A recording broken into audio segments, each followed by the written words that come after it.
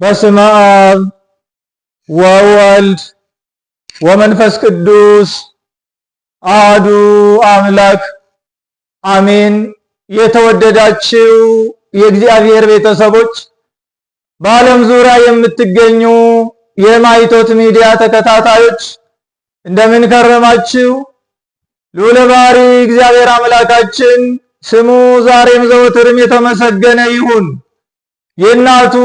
የእናታችን የቅድስተ ቅዱሳን የድንግል ማርያም የቅዱሳን ባለሟል አገልጋዮቹ ሁሉ ስም በሁላችንም አንደበት የከበረ የተመሰገነ ይሁን። እንደ እግዚአብሔር አምላካችን ቅዱስ ፈቃድ የምንማማርበት የትምህርታችን ርዕስ እስመ ከመዝ አፍቀሮ እግዚአብሔር ለዓለም፣ እግዚአብሔር ዓለሙን እንዲሁ ወዶታልና የሚል ይሆናል። የዮሐንስ ወንጌል ምዕራፍ 3 ቁጥር 16 ላይ የምናገኘው የእግዚአብሔር ቃል ነው። የትምህርቱ ዓላማ እግዚአብሔር ዓለሙን ስለሚወድ መግቦቱ፣ ጥበቃው ከዓለም አይለይም። ይሁንና እግዚአብሔር በአርአያውና በአምሳሉ የፈጠረውን ሰውን ከፍጥረት ሁሉ አብልጦ ይወደዋል።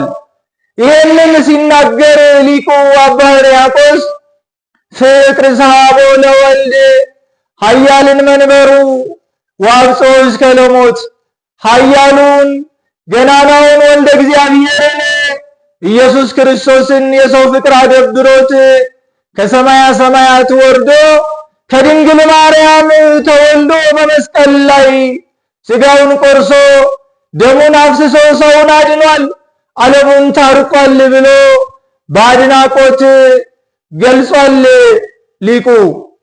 እግዚአብሔር ዓለሙን ይወዳል፣ ይመግባል። ለሰው ያለው ፍቅሩ ግን ልዩ ነው። የዚህ የትምህርታችን ዓላማም እግዚአብሔር ለኛ ለሰው ልጆቹ ያለውን ፍቅር አጉልቶ ማሳየት ነው። በዮሐንስ ወንጌል ምዕራፍ 3 ከቁጥር 1 እስከ 21 ብንመለከት ጌታችን አምላካችን መድኃኒታችን ኢየሱስ ክርስቶስ ለአይሁድ አለቃ ኒቆዲሞስ ለሚባል ሰው በዚህ ዙሪያ ሰፊ ትምህርት መስጠቱን እንመለከታለን። በቅድስት ቤተ ክርስቲያናችን አስተምሮ ሰባተኛው የዐቢይ ጾም ሳምንት ኒቆዲሞስ ይባላል። የትህትና፣ የትጋት፣ የጽናትና የብልሃት ምሳሌ ነው። ከፈሪሳውያን ወገን የሆነ የአይሁድ አለቃ ኒቆዲሞስ የሚባል አንድ ሰው ነበረ። የአይሁድ አለቃ መባሉ በትምህርት፣ በሹመት፣ በባለጠግነት ነው። ኒቆዲሞስ ሕግ አዋቂ፣ የኦሪት ምሁር፣ በአይሁድ ላይ የሚፈርድ ሹም፣ በሀብት የከበረ ባለጸጋ ነው። ስለዚህ በአይሁድ ዘንድ በሀብቱ ይወደዳል፣ በትምህርቱ ይደነቃል፣ በሹመቱ ደግሞ ይፈራል፣ ይከበራል። ይህ ምሁረ ኦሪት ባለጸጋ በሌሊት ወደ ኢየሱስ ክርስቶስ መጣ። የቃሉን ትምህርት የእጁን ተአምራት አይቶ ስለ 4 ነገሮች በሌሊት ይመጣል። ቀን አልመጣም፣ በብርሃን አልመጣም፣ በጨለማ ነው፣ ሌሊት ነው የመጣው። አንደኛ ውዳሴ ከንቱ ሽቶ ነው። መምህር ነኝ እያለ እኛን የሚያስተምረን በእኛ ላይ የሚፈርደው ትምህርት እስከ ዛሬ ሳይካተትለት ነው ወይ ብለው አይሁድ እንዳይንቁት። ሁለተኛ ከአይሁድ ፍራቻ የተነሳ ነው። አይሁድ ማንም በኢየሱስ ክርስቶስ አምላክነት ወይም መሲህነት ያመነ ቢኖር ከቤተ ምኩራብ ይወገድ፣ በድንጋይም ተወግሮ ይሙት ብሎ ወስነው ነበርና አይሁድን ፈርቶ። ሶስተኛ ትምህርት እንዲረዳው ነው። የቀን ልቡና ድኩን ነው፣ ብዙ ነገር ያስባል። የሌሊት ልቡና ግን ክፍት ስለሆነ በተረጋጋ መንፈስ ሊማል ሊረዳ ነው። አራተኛ ከግላ ኦሪት እንዳልጠላቀቀ ነው። ኦሪት ዕውቀት ብርሃን ሆና ሳለች በአይሁድ በጻፍት ፈሪሳውያን ላይ ግን የጨለማ ሕግ ሆናባቸዋለች፣ የድንቁርና ሕግ ሆናባቸዋለች። ኒቆዲሞስ የክርስቶስን የትምህርቱን ጣዕም ሰማ፣ ገባው፣ ተረዳ። ስለዚህ ወደ እርሱ መጥቶ ሁለት ነገሮችን ተናገረ። አንደኛ እግዚአብሔር ከእርሱ ጋር ከሆነ በቀር አንተ የምታደርጋቸውን ተአምራት ማድረግ የሚቻለው ሰው የለም። ሁለተኛ መምህር ሆነ ከእግዚአብሔር ዘንድ እንደመጣ መሲህነትን አምናለሁ አለ። ኒቆዲሞስ ስለ እግዚአብሔርን ጠርቶ ይህን ምስክርነት ስለሰጠ ጌታችን አምላካችን መድኃኒታችን ኢየሱስ ክርስቶስ በአምስት አርዕስት ስር ሰፋፊ ትምህርቶችን አስተምሮታል። ኒቆዲሞስ አምስት ነገሮችን ተምሯል። አንደኛ ዳግመኛ ልደትን ተምሯል። የዮሐንስ ወንጌል ምዕራፍ 3 ከቁጥር 3 እስከ 9 ላይ ከአምስቱ አዕማደ ምስጢር አንዱ የሆነውን ምስጢረ ጥምቀትን አስተምሮታል ጌታችን። አንድ ክርስቲያን ሊያውቃቸው የሚገቡ አምስት አዕማደ ምስጢራት አሉ። በዚህም ምስጢረ ሥላሴ፣ ምስጢረ ሥጋዌ፣ ምስጢረ ቁርባን፣ ምስጢረ ትንሣኤ ሙታን፣ ምስጢረ ጥምቀት ናቸው። አሁን ከነዚህ ከአምስቱ ታላላቅ አዕማደ ምስጢራት መካከል አንዱን ምስጢረ ጥምቀትን ነው ያስተማረው። ምስጢረ ጥምቀት የክርስትና መግቢያ የመንግስተ ሰማያት ዜግነት ማግኛ ምስጢር ነው። ሰው ዳግመኛ ካልተወለደ በቀር ወደ እግዚአብሔር መንግስት መግባት አይቻለው ብሎ አስተማረው። ፍጥረታዊ ሰው ረቂቁን ዓለም፣ ስጋዊ ሰው መንፈሳዊውን ዓለም መውረስ አይቻለው። ፍጥረታዊው ሰው ከአባቱ አብራክ ከእናቱ ማኅፀን እንደተወለደ ሁሉ ረቂቁን የሥላሴን መንግስት ለመውረስ ከአብራከ መንፈስ ቅዱስ ከማኅፀነ ዮርዳኖስ ተወልዶ የሥላሴን ልጅነት ማግኘት አለበት። የሥላሴን ልጅነት ሲያገኝ ነው ረቂቁን ዓለም የሥላሴን መንግስት የሚወርሰው። ኒቆዲሞስ ግን ይህ ትምህርት ከበደው፣ ምስጢሩ ረቀቀው። ይህ እንዴት ሊሆን ይችላል? ሰው ከመሸመገለ ካረጀ በኋላ ዳግመኛ ወደ እናቱ ማኅፀን ወደ አባቱ አብራክ ተመልሶ ሊወለድ ይችላል ወይ ብሎ ጠየቀው። ያልገባውን ይጠይቃል። ምሁር ነው፣ አዋቂ ነውና መወለድን እንጂ መወለጃውን አልነገረውም ነበርና ዳግመኛ ከውሃና ከመንፈስ ካልተወለደ ሰው ወደ እግዚአብሔር መንግስት መግባት አይቻለውም ማለት። መወለጃው ማኅፀኑ ውሃ መሆኑን ምስጢሩ ረቂቅ መሆኑን ነገረው። ይህ እንዴት ሊሆን ይችላል አለው። ነፋስ ወደሚወደው ይነፍሳል፣ ድምፁን እንጂ ትሰማለህ፣ ከወዴት እንደወጣ ወዴትም እንደሚሄድ አታውቅም። ነገር ግን ባህር ሲገስጽ፣ ዛፍ ሲያወዛውዝ ድምፁን ትሰማለህ።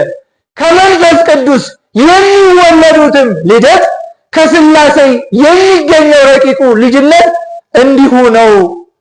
ከመንፈስ ቅዱስ የተወለደ ሰው ረቂቁን ልደት ያገኘ ሰው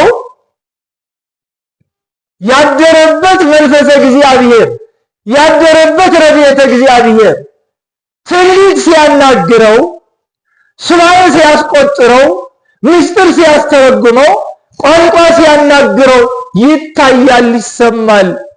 ሰማዕታትን አስጨክኖ ወደ ደም፣ ጻድቃንን ወደ ገዳም፣ ምዕመናንን በምግባር ሲያጸና ይታያል እንጂ እንዲሁ እንደ ነፋሱ ከወዴት እንደመጣ ወዴት እንደሚሄድ መቼም እንደሚያድር የሚያውቀው የለም። ሀብተ ሙሴ በኢያሱ፣ ሀብተ ኤልያስ በኤልሳ ላይ እንዳደረ፣ መቼ እንዳደረ እንዴት እንዳደረ ማንም አያውቅም። ነገር ግን እነዚህ ሁለቱ ነቢያት የተላላቆቹ ነቢያት ሀብት እንዳደረባቸው ይታወቃል።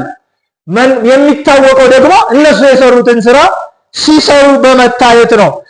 ልደት እንደዚህ ነው ብሎ ጌታችን አምላካችን መድኃኒታችን ኢየሱስ ክርስቶስ አስተምሮታል። ሁለተኛው ትንሣኤ ዘጉባኤ ነው። ትንሣኤ ዘጉባኤ ሁሉ የሚነሳ በእግዚአብሔር የፍርድ ዙፋን ፊት የሚቆምበት የፍርድ አደባባይ የፍርድ ጊዜ ነው። ጥምቀትን ከትንሣኤ ዘጉባኤ ጋር አነጻጽሮ አገናኝቶ አስተምሮታል። ለምን ቢባል በትንሣኤ ዘጉባኤ የሚደሰቱ የሚጠቀሙ የጥምቀት ልጆች ስለሆኑ ነው። የሥላሴ ልጅነት ያላቸው ናቸው። በትንሣኤ ዘጉባኤ የሚረባቸው የሚጠቅማቸው የሚሸለሙ እነሱ ናቸው። የእግዚአብሔር መንግሥት የሚወርሱ እነሱ ናቸው። ስለ ምድራዊ ልደታችሁ ብነግራችሁ ካላመናችሁም ካልገባችሁ፣ ስለ ሰማያዊ ልደታችሁ ብነግራችሁ እንደምን ይገባችኋል? እንዴትስ ታምናላችሁ? አለ።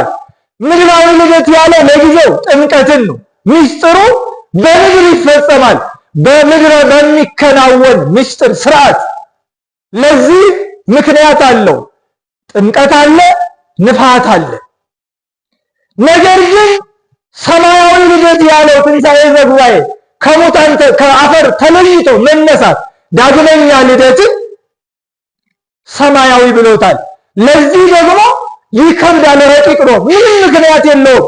ንቃዘት ነውም በሚል በቃለ መልአክ ብቻ የሚፈጸም ስለሆነ ለዚህኛው ምንም ምክንያት የለውምና እንደምን ሊገባችሁ ይችላል? ከሰማይ ከወረደው በቀር ወደ ሰማይ የወጣ ማንም የለማል።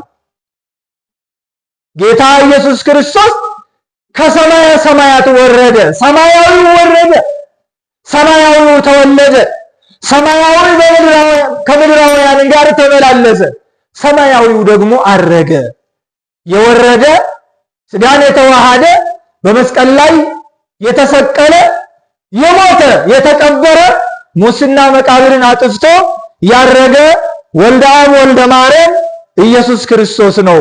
ሰማያዊው ወደ ገዛ ወገኖቹ መጣ፣ የጠፋውን አግኝቶ የሞተውን አድኖ ወደ ሰማይ አረገ ሲለው፣ አንድም ስለ ምድራዊ ልደቴ ብነግራችሁ ካላመናችሁ ስለ ሰማያዊ ልደቴ ብነግራችሁ እንደምን ታምናላችሁ ነው።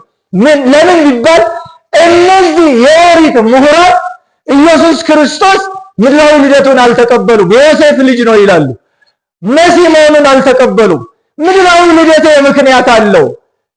ድህረ ዓለም ያለ አባት ከእናት ከድንግል ማርያም መወለዴን ካላመናችሁ ቅድመ ዓለም ያለ እናት ከአባቴ መወለዴን ብነግራችሁ እንደምን ይገባችኋል? ለዚህ ምክንያት አለው። ሥጋን ተዋሂዶ በአጭር ቁመት በጠባብ ደረት ተወስኖ በሰው መካከል ተመላልሶ በሰው ቋንቋ ይናገራል።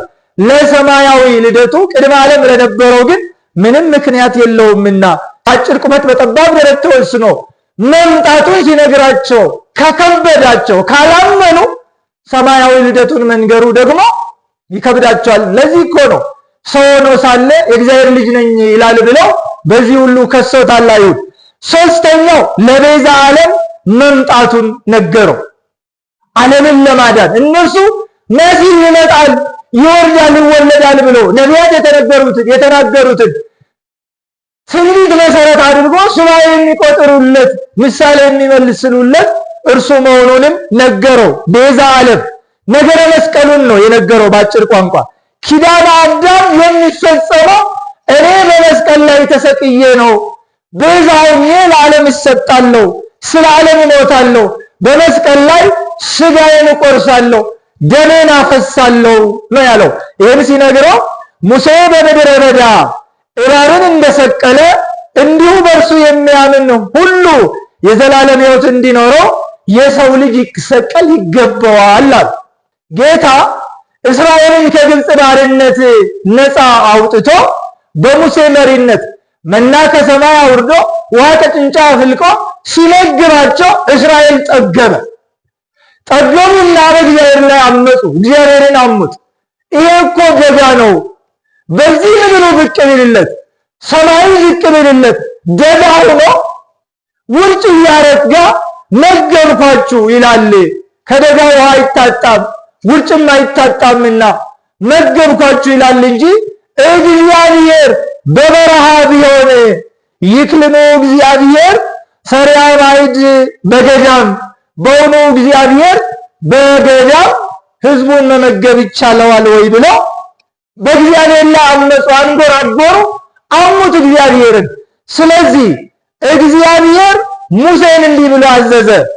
ማይ ወደማይገኝበት ነቃማ ወደሌለበት ወደ ቃዴስ በረሃ ይዛቸው ውረዳ። ሙሴ ይዛቸው ወረደ። በዚያም እግዚአብሔር ከመንዳ እንደ ወትሮ ከሰማይ መናን አወረደላቸው። ከዓለትም ላይ ውሃ ፈለቀላቸው። ሆዳቸው አልጎደለም። እስራኤል አልተራበም፣ እስራኤል አልተጠማም። ነገር ግን አንድ ችግር ገጠማቸው። ናዛር የሚባል እባብ እየነደፈ በመርዙ ፈጃቸው። በዚህም እስራኤል አለቀ። ብዙ ሰው ሞተ በእባብ በዚህ በመርዘኛ እባብ። እግዚአብሔር ይመግባቸዋል፣ መርዘኛው እባብ ደግሞ ይፈጃቸዋል። ልክ እንደ ዛሬው ማለት እኮ ነው። ዛሬ በአመፃችን በክፋታችን ብዙ ነገር ተነስቶብናል። ረሃቡ፣ ጦርነቱ፣ ይሄ ሁሉ የመጣ ደግሞ በመርዘኛ በእባብነታችን። ግን የእግዚአብሔር መግቦቱ አልተጓደለም። ይመሻል፣ ይነጋል፣ ዝናቡ ይዘንባል፣ ነፋሱ ይነፍሳል፣ ፀሐይ ትወጣለች፣ ጨረቃም በየፊናቸው ይመላለሳሉ። የእግዚአብሔር መግቦቱ አልተጓደለም። ኃጢአታችን ግን እየበላን ነው። እባብ ነው መርዛችን መልሶ እኛን እየመረዘ እየነደፈን ነውና እንደዚህ እስራኤልን ይመግብ ነበር። በዚህ ጊዜ እስራኤላውያን ወደ ሙሴ መጡ። ሙሴ በደልን፣ እግዚአብሔርን አሳዘንን፣ አጠፋን፣ እባክህ ከኛ ኃጢአት ከእግዚአብሔር ምሕረት ይቅርታ አይታጣምና አናልደን ወደ እግዚአብሔር አለ። ወደ እግዚአብሔር ለምንልን። ሙሴም ወደ እግዚአብሔር አመለከተ። በዚህ ጊዜ እግዚአብሔር ርኅሩህ ነው፣ ቸር ነው፣ ለሰው ያለው ፍቅሩ ልዩ ነው። ስለዚህ ይቅር አላቸው። ለይቅርታው ምልክት እንዲሆን ደግሞ ምሳሌውንም ሲያስቀምጥ ከነሐስ እባብ ሰርተ እስራኤል ከሚገናኙበት አደባባይ ላይ በእንጨት ላይ ስቀልላቸዋል። ያልጸናባቸው ሕመሙ ያልጣላቸው አልጋ ላይ ያልቀሩት እባቡን መልኩን አይተው ይዳኑ። ሕመሙ የጸናባቸው መርዞ ያሸነፋቸው ለሞት የተቃረቡ የተቀሩት ደግሞ ነሐሱን ደውል ድምፁን በሰሙ ጊዜ ድምፁን ሰምቶ ይዳኑ አለ እግዚአብሔር። በዚህ መሰረት በአደባባይ ላይ የነሐስ እባብ ሰርቶ በመገናኛቸው ላይ እንጨት ላይ ሰቀለላቸው። መልኩን አይቶ ያልጸናባቸው ዳኑ። ደግሞ ቤት ለቀሩት ለተኙት ቤት ያለው ድንኳኑን ነው። ከየተኙበት ሆኖ ነሐሱ ሲደወል ይሰማሉ፣ ድምፁን ሰምቶ ድነዋል። ይህ ምሳሌ ነው። አርዌ ምድር ያቺ የነደፋቸው ናዛሩ እባብ የዲያብሎስ ምሳሌ ነው። እስራኤልን እንደፈጀ ሕዝበ እግዚአብሔርን ሲፈጅ የኖረ የነሐሱ እባብ የክርስቶስ ምሳሌ ነው። የተሰቀለውን የነሐሱን እባብ አይቶ እንደዳኑ ሁሉ ክርስቶስ በምድር ላይ ተመላልሶ ያስተማረውን ትምህርቱን ከቃሉ ሰምቶ እሱንም አይቶ የዳኑ የሐዋርያት የምዕመናን ምሳሌ ነው። ተኝቶ የቀሩ ሲደወልላቸው ድምፁን ሰምቶ የዳኑት ደግሞ ከሐዋርያት ሰምቶ በኋላ ከመምህራን ሰምቶ በዚህ ዘመን ያለነው ምዕመናን ምሳሌ ነው። ያቺ የነሐስ እባብ የተሰቀለባት እንጨት የመስቀል ምሳሌ ናት። ወልደ እግዚአብሔር ኢየሱስ ክርስቶስ በመስቀል ላይ ተሰቅሎ እንደሚያድን በሙሴ የተደረገው ምሳሌ እኔ አማናዊ አደርገዋለሁ ፈጽማለሁ ብሎ ይሄንን ቤዛ ዓለምነቱን ለኒቆዲሞስ አስተምሮታል። አራተኛ የእግዚአብሔርን ፍቅር አስተማረ። እግዚአብሔር ለዓለሙ ያለውን ፍቅር ነው ያስተማረው። ከቁጥር 16 እስከ 17 ብንመለከት እግዚአብሔር በአርአያውና በአምሳሉ ለፈጠረው ሰው ያለውን ታላቁን ፍቅር ነው ያስተማረው። አምላክ ሰው ለመሆን ያተጋው፣ አምላክ በመስቀል ላይ ለመሰቀል ያበቃው የእግዚአብሔር ፍቅሩ ነው። እግዚአብሔር ፍቅር ዮሐንስ በአንደኛ መልእክቱ ምዕራፍ 4 ቁጥር 8 ላይ እግዚአብሔር ፍቅር ነው ያለው ለዚህ ነው።